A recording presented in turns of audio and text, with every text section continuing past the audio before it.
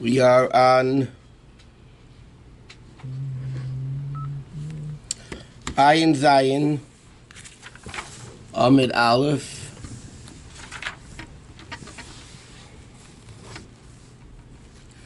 Ayin Zayin, Amid Aleph, all the way at the bottom of the page in Kesubos. What page on that? 77A4.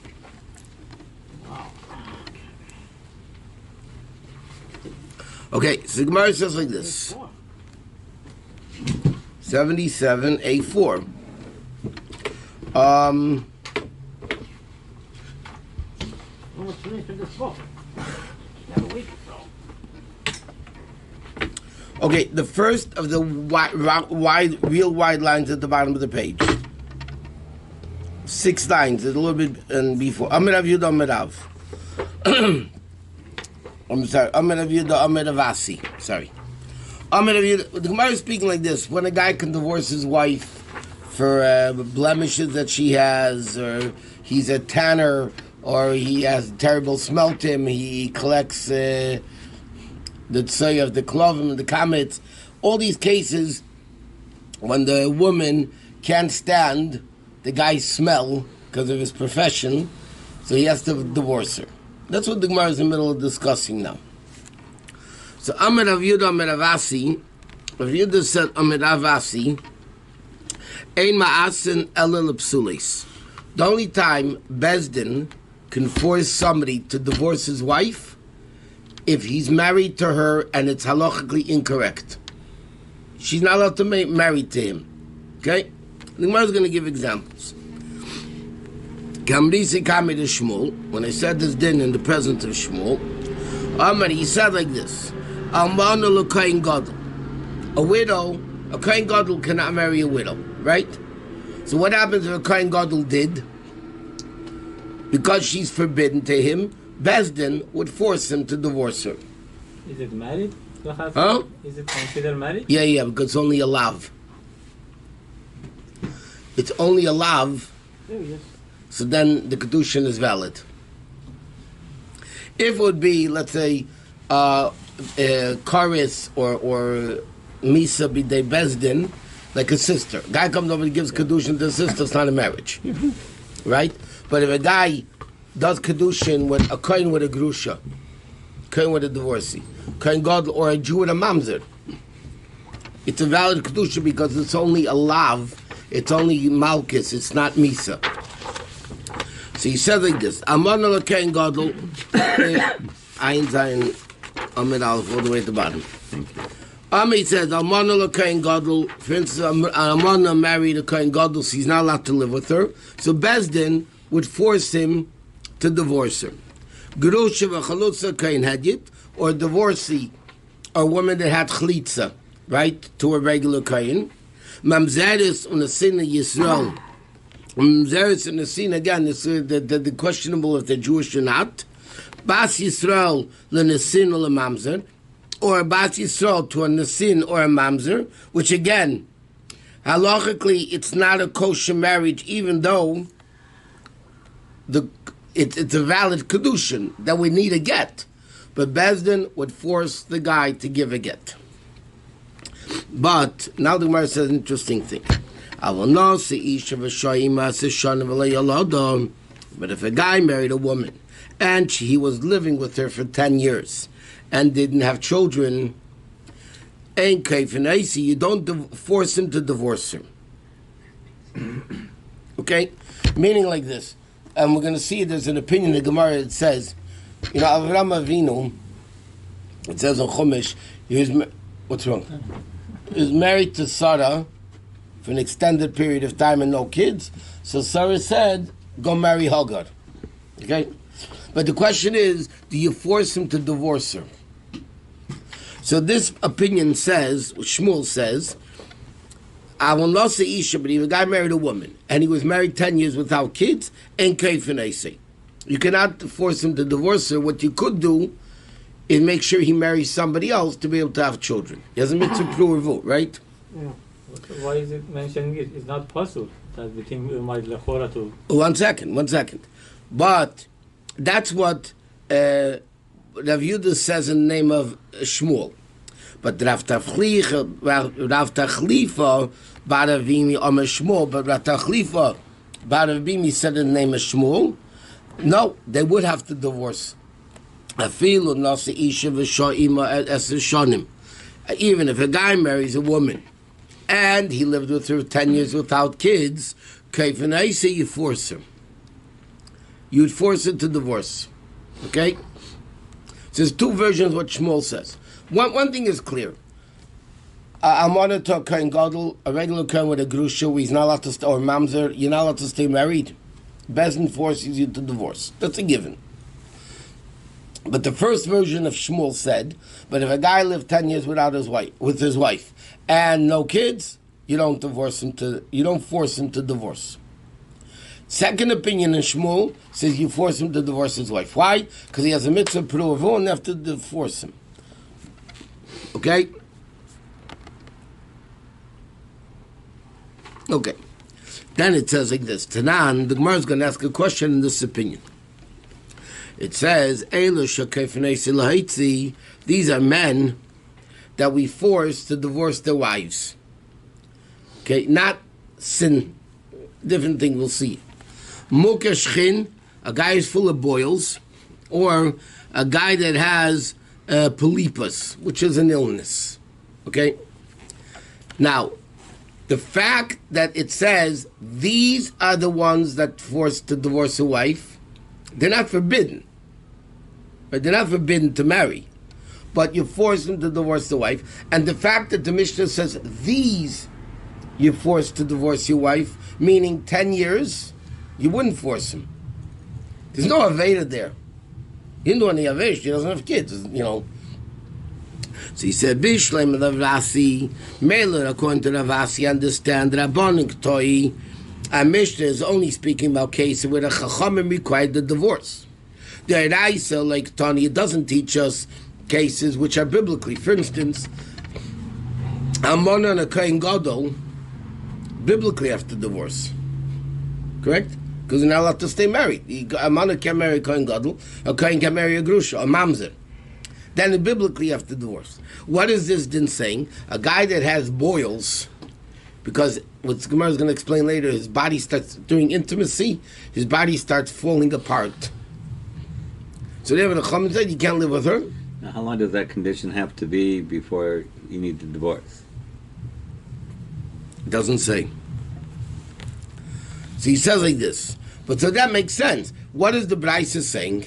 These are the ones that Chacham said you have to divorce. If you have mukashchem boils or this plupius, whatever. That's why it doesn't mention 10 years of marriage. Elo Rav Tachlifa Baravimi, but according to Rav Tachlifa Baravimi, who says that if you marry 10 years without kids, Bezdin forces you to divorce rabbinically. Then according to him, the Mishnah should say another case where you force a guy to divorce his wife, rabbinically. Meaning no sin. It's not a sin. Okay? Now, what does it mean? So it says like this. Okay. Rav Nachman said like kasha. It's not a question. What was the question?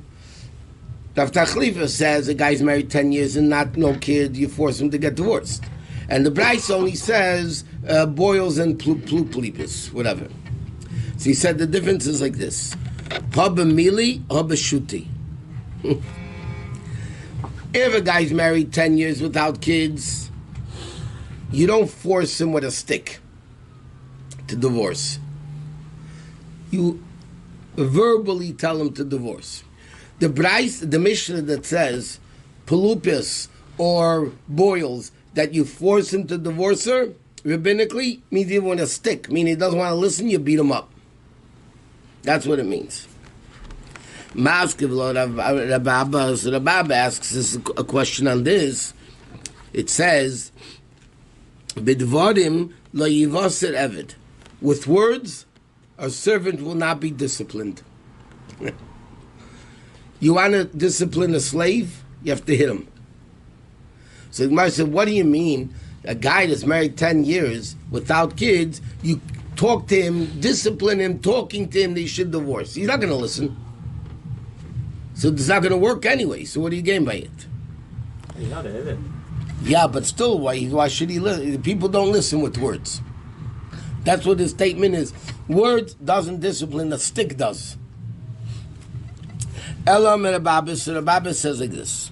Hava shaita. No. Boils, polipas, you force him with a stick to divorce. Married 10 years without kids, this opinion says you beat him up with a stick to divorce. But what happens like this? What happens? A guy has boils or palupis, and the wife says, I want to stay married to him anyway. So then you'll let her stay married. But a guy married 10 years without kids, and the wife says, I still want to be married to him, you don't listen. You know, this is stricter. A guy has boils, so normally the Chacham force you to divorce. Right? But what happens if the wife says, no, I don't care? Then they don't divorce. But no kids, even if the wife says, I don't care, you force him to divorce. How is it mashma? How do you learn this? Huh? How do you learn this? Because there seems to be a contradiction here. The Mishnah says, boils and polypus, you force him to get divorced. Why doesn't it say 10 years? So first Gemara says, one with words, one with sticks. That's why it doesn't say it. Gemara says, no, sticks doesn't do anything. So Gemara says, I'll tell you. Words don't do anything. Words don't do anything.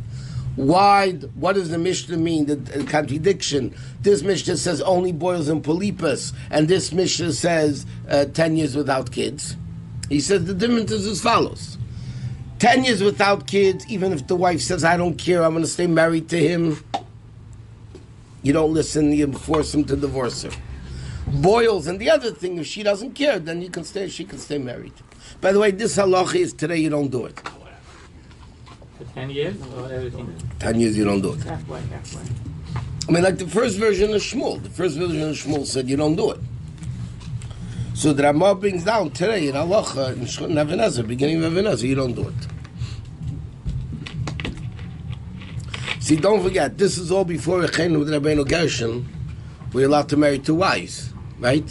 So then they told him, okay, stay married to the wife, according to that version, and marry a second wife to have kids. Now you can't have second wife, so we don't want people just divorcing their wives. Even the first case, we don't do like Beit Din doesn't have a power like a Kohen and Gerusha. No, that's biblically forbidden. But we don't force. Yes, you do. Yeah. Bezdin forces. Like At Los this Angeles, time. they do that. They don't have power. Don't Bezdin has Beit Din power. doesn't have power. No? Yeah, but the Bezdin has power. Will do everything in their power to make them. They'll beat them up. In Israel, maybe not here. When even in Israel today, it's a secular system. Israel today is a British country. It's not the Torah country necessarily. British law. When the Jews had the koyach, Bezdin, like it says, you beat up the guy until he says, I want to. So then, according to the Rav Techlifa's second version, Bezdin would have to beat him up. So Israel is an English country. Yeah. English law. Mm-hmm. But the Gemara says, no, 1 minute. It's not true. You're telling me now a statement that boils, if a guy has boils, the wife could say, I want to stay married to him. Gemara says, no. Right, in Mukashchin, the din is by Mukashchin. Because you're wrong. You're saying a statement that if the wife wants to stay married to him, she could. Gemara says, that's not true. The Tanan we learned, Chutz Mimakushchin. And normally, if a wife agrees to stay with a guy, if it's not forbidden, right? Let's say he has terrible smell or whatever, it's fine, except Mukashchin. Why? When she lives with him, she has intimacy with him, she causes his flesh to fall apart. God. That's what used to happen. Uktani, and yet it does say. So what do you mean? You're telling me a statement that by boils, if she wants to stay married, she could. It's not true. Okay. So Gemara says, something like this. The case of the boils, ki amra daina ba'dei,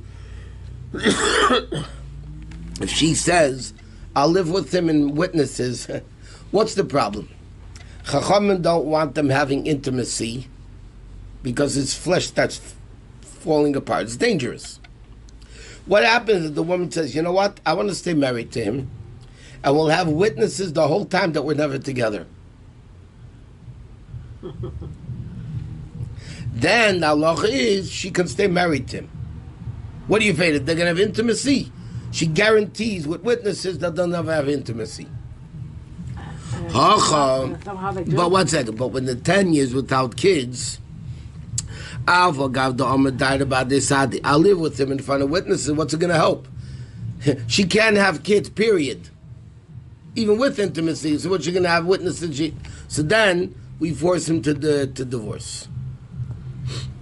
Okay? So Lepel, there's two opinions according to Shmuel. In other words, let's summarize the Gemara. If they're living together in sin, Amana with a Kohen Gadol, Kohen with a divorcee, Mamzer, all that, which you're not, Torah says you can't live together. Everybody says, biblically, Bezin forces them to give a get. Okay? If it's something rabbinic, for instance, there's boils, or plupis, or no kids, yeah? So then rabbinically you force them. One version of Shmuel says, no, 10 years without kids, you don't force them to divorce. That's the two opinions so far in the Gemara. Okay. He says like this, Tanya, Rabbi Yosef said the following, an old Jew of Yerushalayim told me, the 24 variations of boils. There's 24 variations of boils. Okay? No, he says, okay, it could be different symptoms. And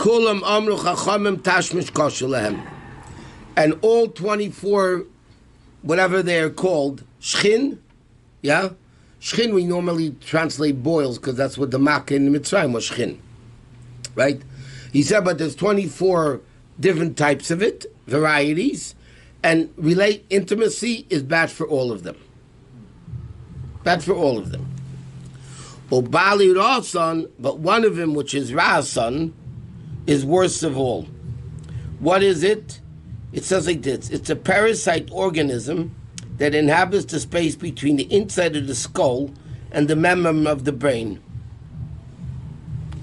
You know, you have parasites inside your brain. You know, those little bugs. He said that the person is very, very weak. Okay?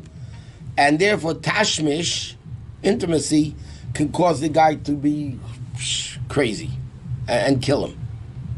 So that's the worst of all 24. All 24 varieties, intimacy is no good. But this Bali Rasan, which is like it's the parasite, is the worst. So it doesn't make any difference if it was before Kiddushin or after Kiddushin appeared. Doesn't matter, no? No, even if they got married. Even if they got married. Not only that, what happens if he developed it after the wedding? They had Kiddushin, they got married, and later he got the boils. So Bezin would force him.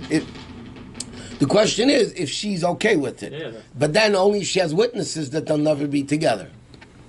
But he says 24 varieties, and Ross and the parasites is the worst of them all. So the Gemara says, where does this condition come from? Like, how do you get it? So he says, the Tanya, some crazy cases. Hikis dam v'shimish. You know what? They used to do bloodletting, right, in the old times. Now, when you do bloodletting, you become very, very weak because it's not like today you go for a blood test. They took out a lot of blood. So it says like this. If a guy just had bloodletting and then he had marital relations, Havale bonim v'sikin. You're going to have very weak, feeble kids. Okay? If the guy had bloodletting and he had intimacy and she became pregnant, the Torah says the Gemara says you're going to have very weak kids. Higisu shnehem v'shimshu. What happens if, that's only if the man had bloodletting. What happens if the man and the woman both had bloodletting? And then they had relations and she became pregnant? Havali banim bali rasan. Then you're going to get rasan. That's how bad it is. So the Gemara's question, where does parasites come from? So the Gemara's answer, if the husband and wife both had bloodletting, and then they had relations, and she became pregnant, the kids are going to have rasa. Only this one, yeah? Yeah. Because other halacha says like... 1 second, but let's just finish. Amar Rav Papa, the Papa said, Layamon, this didn't apply only to the time if they didn't eat anything after the bloodletting. They ran straight from bloodletting to relations, without food. But if they ate something, then there's no problem. Last one, but they're not going to get weak kids or Russian kids or whatever. What? No, I said that in halacha, if I remember, there are like some other not have to touch me shamita like after shower, after that. For those, this doesn't have. Only this one. Yeah. It is very severe. Yeah. It's very severe because your push is very, very weak. So the sperm that you're giving and everything you're giving is very, very, it's not normal sperm.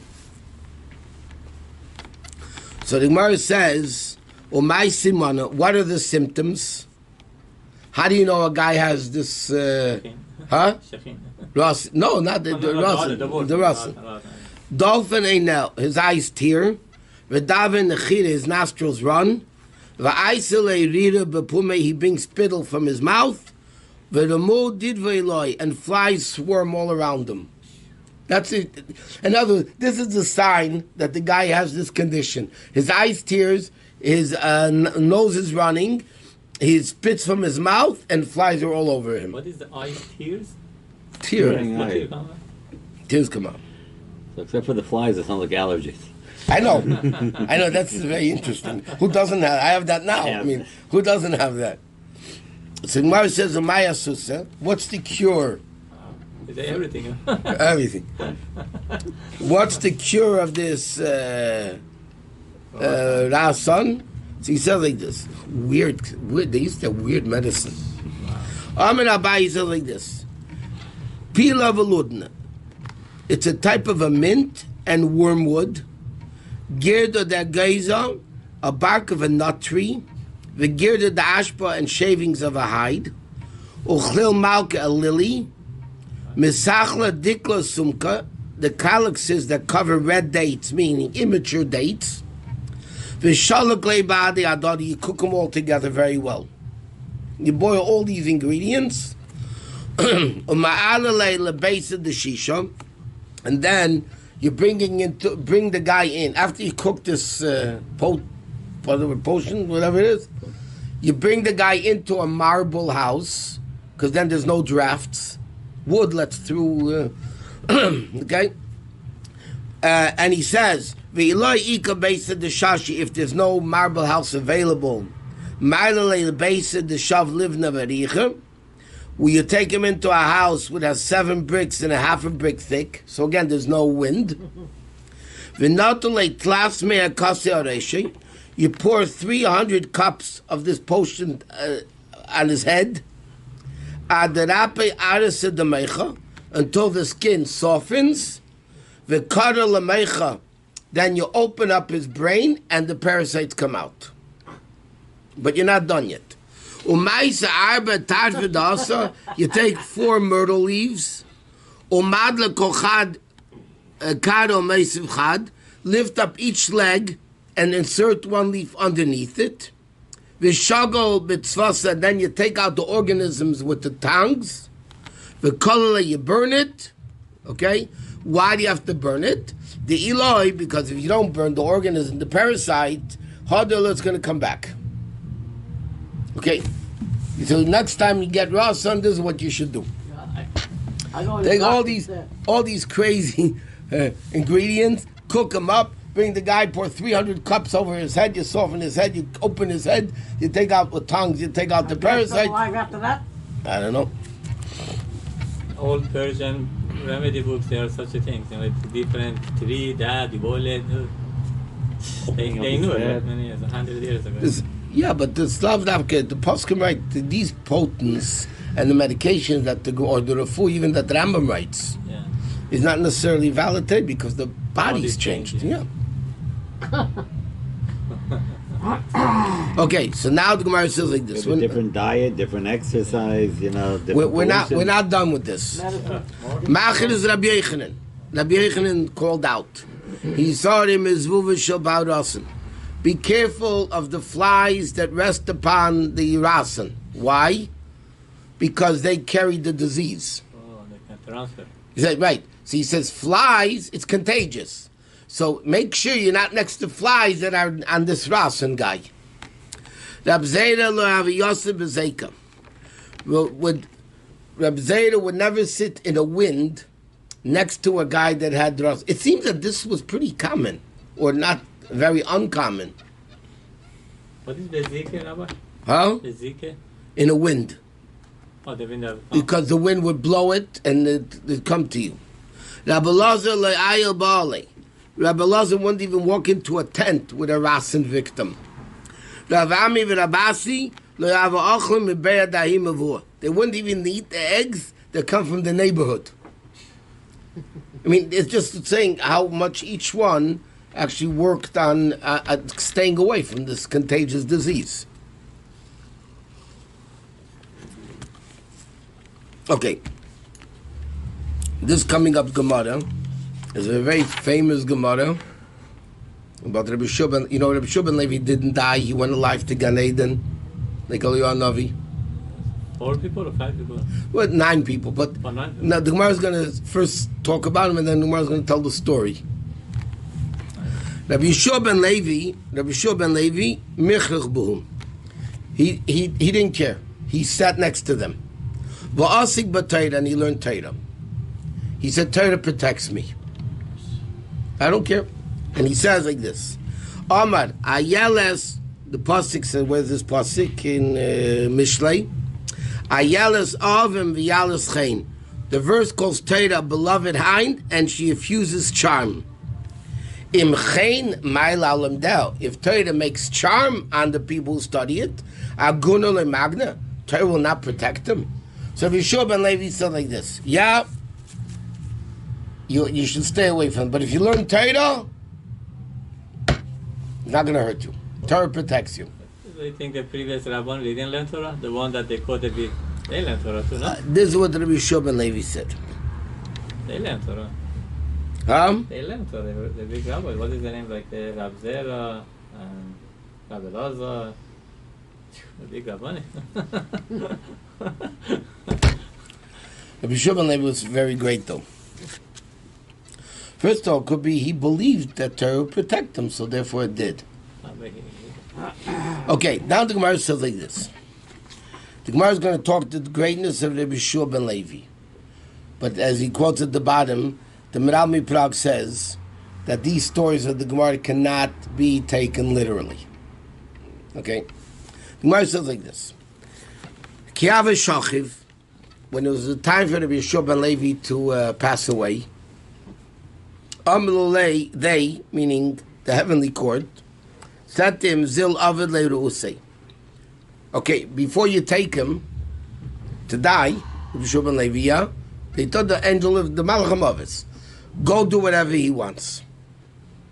In other words, before you kill him, offer him whatever you want, I'll do for you.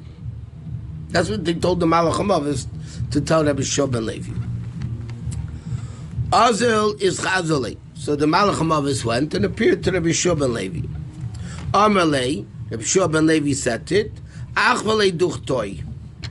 I want you to take me to Gan Eden. I want you, before I die, show me where I'll be in Gan Eden. Yeah? He said to the Malach HaMavis. I mean, like the Maral said, what do you mean? He's talking to the angel of death. It's a funny conversation. But anyway, he said to the Malach HaMavis, show me Gan Eden where I'm going to be. They told the Malach HaMavis, you have to do him the favor. Right? So he did it. What did he do? Amalei. So the Malach HaMavis said to him, L'chai, fine. You know, you want that favor? I'm going to do it. Amalei. So he said to the Malach HaMavis, Havli Sakina, give me your knife.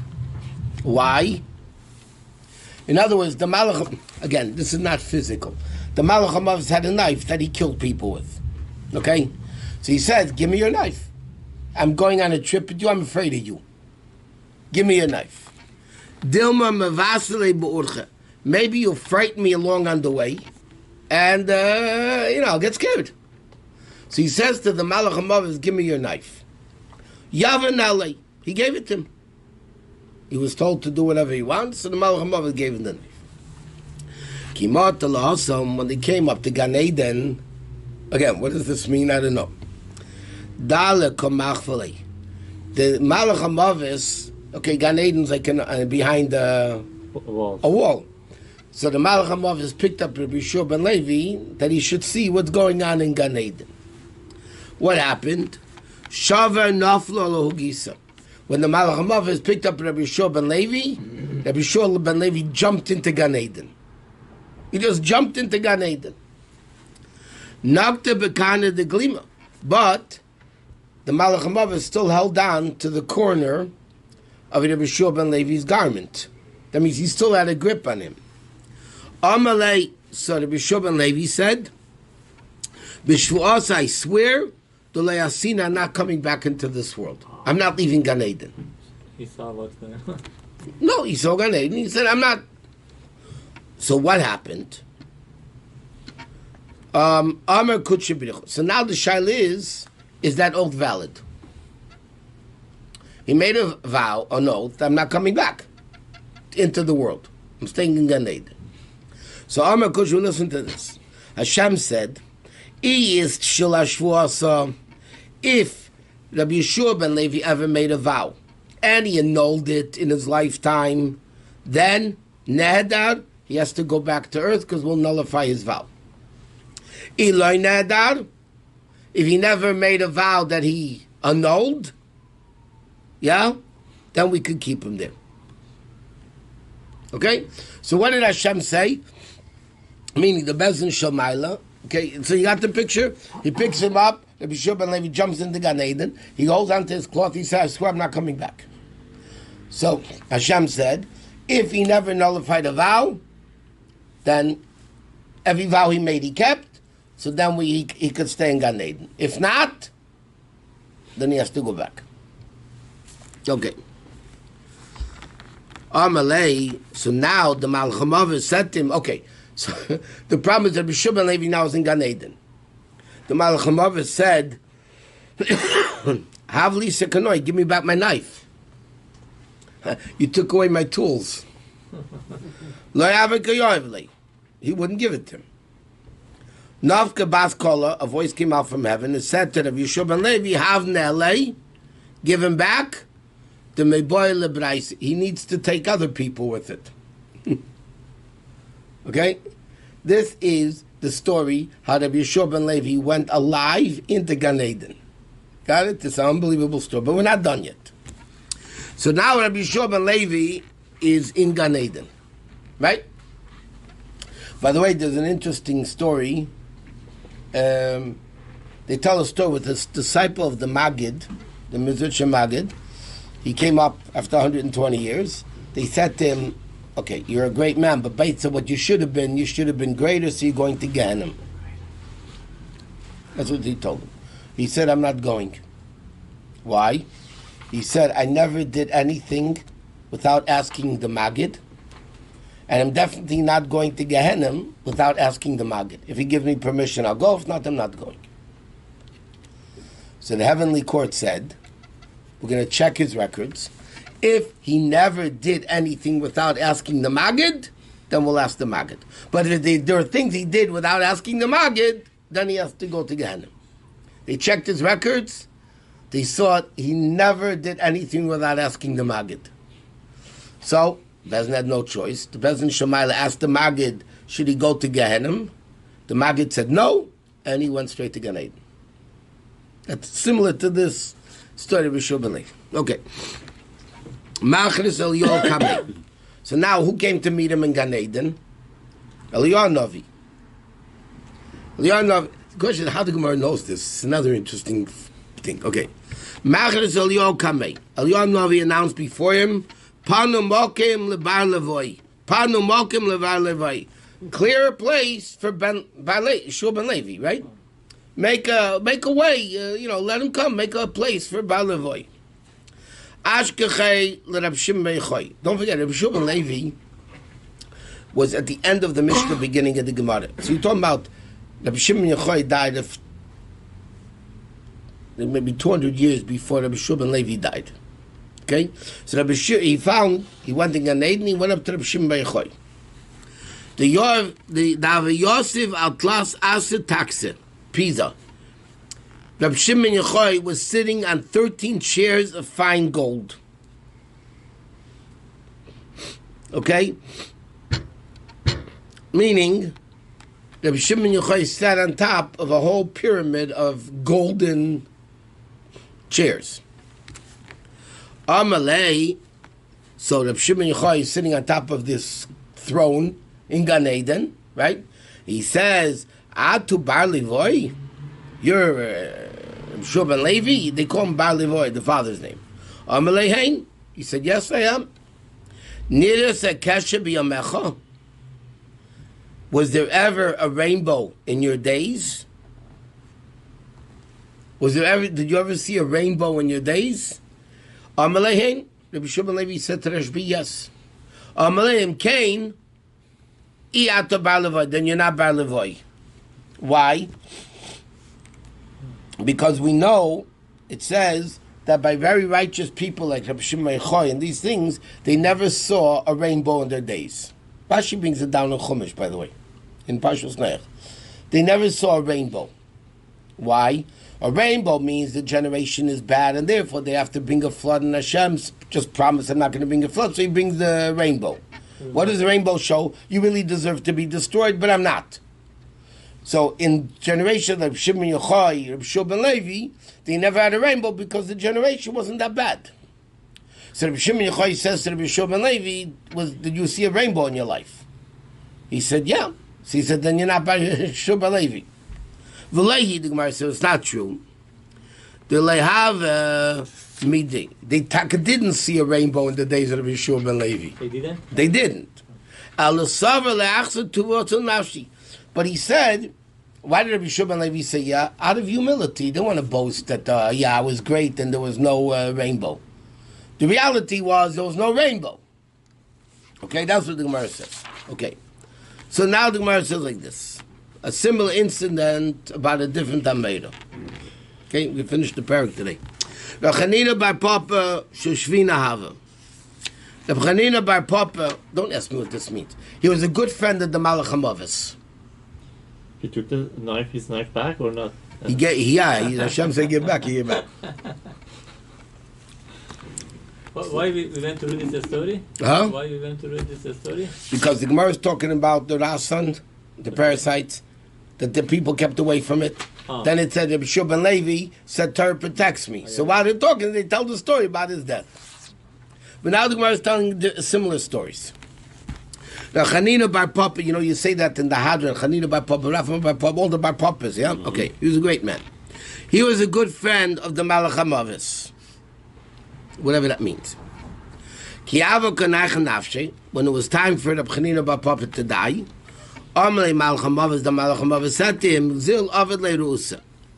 They said, the Hashem, the Bezdin, Hashem said, do him a favor. Like they said to Rabbi Yeshua ben Levi. Azul Gabe went to him, Vizchazul, and he appeared to him. Amalei, so Chanina bar Papa said to the Malach HaMavis, Shlavkin Tolosa Yemen, leave me alone for 30 days until I review all my Torah knowledge. He told him, we find in the Gemara, the guys used to review all the learning, as the Rabbi Yehuda used to do it. Every 30 days they reviewed all the learning. So, Rabbi Chanina bar Papa, when the Malach HaMavis came to him to kill him, he said to the Malach HaMavis, said, okay, they told him, do a favor to him. He said, okay, you know what? I want 30 days to review all my learning, and then you can kill me. Why? Fortunate is one that comes to Gan Eden with Torah in his hand. So I want to review it before I come up to Gan Eden. Shavke, they let him go. They didn't kill him for 30 days. The boss of Tlasiyim, and after 30 days, also is Chazalei. Again, the Malach HaMavos came to Reb Chanina Bar Papa to kill him. Right, the 30 days passed. Malay, Achvili Duchte. Show me my place in Gan Eden. Again, he did the same with Shub and Levi shtick. He said, he probably knew the story, so he said, okay, show me my place in Gan Eden. Amalei l'chai fine. Amalei, again, he said the same story. Havli sakina, give me your knife. Dumam basil bo'ota. Okay? He said, Reb Chanina Bar Papa said to the Malach, give me your knife. I'm afraid you're going to kill me along the way. Amalei said to him, B'chavach bostam evidly. You want to do what your friend Rabbi Shub and Levi did to me? I'm not going for it. Okay? He said, I'm not doing the same shtick with Rabbi Shub and Levi did. Amalei Rabbi Papa said, I should Sefer Torah v'chazir. Bring a Sefer Torah and we'll see. Let's look. Mi'ika midid iksivvei delikiyamte. Let's see. He told them, bring Shulchan Aruch or Torah. Okay? And let's see if there's any of mitzvah that I didn't keep. If I didn't do everything in the book. Why are you saying that? Amalei, 1 second. Amalei. So the Malach HaMavos said to Reb Chanina Bar Papa, Mi'achrachte bal Yosef v'sakte b'Torah? Did you stick like Rabbi Shub and Levi did? Did you learn Torah and stay close to the parasite people, right? That to protect you. Afilo hachi, nevertheless, he didn't go to Gan Eden. The Malach HaMavos learned already. He didn't. So the Gemara says, Ki noch nafshei, when Reb Chanina Bar Papa died, Afik nohud amuded in the Nehera ben Didei la'alma. A pillar, a column of fire. In other words, even though he wasn't as great as Rabbi Shub and Levi to go to Gan Eden, right? So he died. But when he died, a column of fire came down from heaven between separating him and the rest of the world, meaning super holy. The Gemara we know, what type of fire comes down to people? What type of people must they be? Only 1 or 2 people per generation.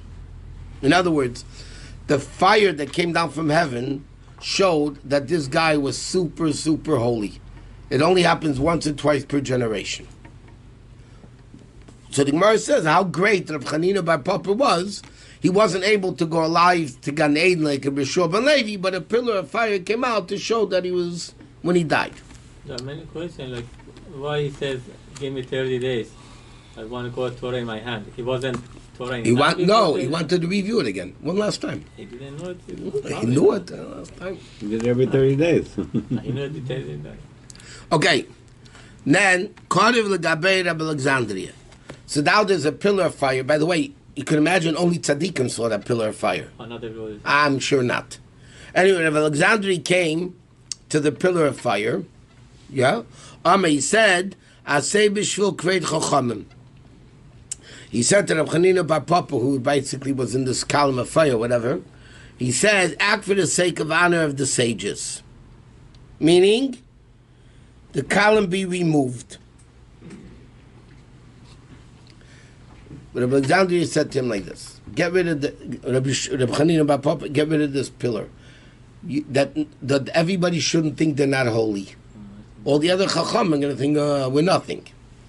Lo yashkach, he didn't pay attention to him.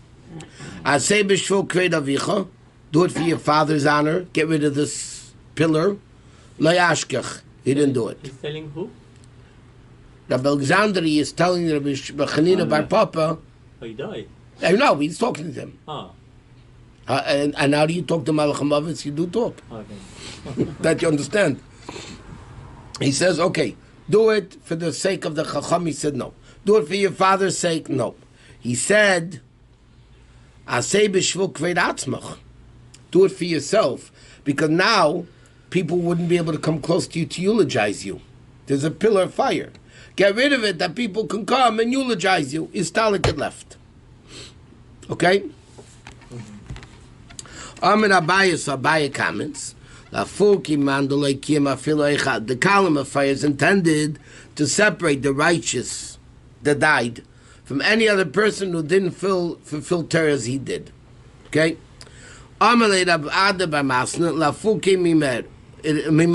It serves to exclude the master who didn't have a fence for his roof, as it says in the Torah.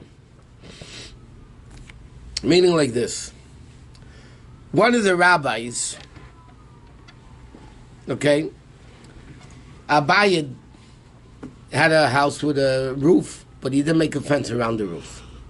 So he said, you're not going to get the column of fire because you didn't have the mica that you were supposed to have. Volayi. And the Gemara says, not true. Abaye did have it. Abaye had the mica. That's a din in the Torah. Abaye is not going to transgress the law in the Torah. When Nevada noticed that there was no roof on Abaye's house, what happened was Shad Yazika, the wind blew it down. In other words, he's saying Abaye didn't have a roof and therefore he's not so holy. The Gemara says not true. Abaye did make a roof. When Nevada came to look at Abaye's house, the wind blew it down. But not that he never had a roof. I mean, a fence around the roof. Why are you saying these things? Talking about the pillar of fire, that he was superior than everybody else. So he says, not like you, Abaye. You're not going to get the pillar of fire. Why? Because you didn't have a fence on your roof. Who's saying? Ravada. Oh, Rabbi.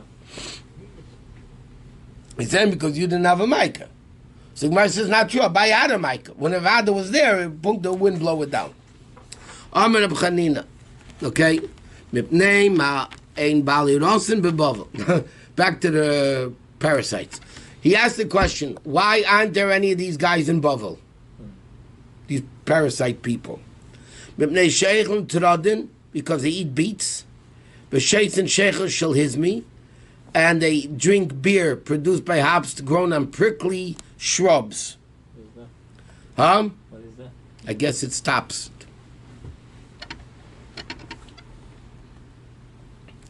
Amar B'Yechanan, why are there tzaras in Bavel? And the people in Bavel didn't have tzaras. Why? Again, they eat beets, drink beer, and they bathe in the Euphrates River. So all these things together actually protected the people from leprosy and from this ras and stuff and so on. Okay, the story.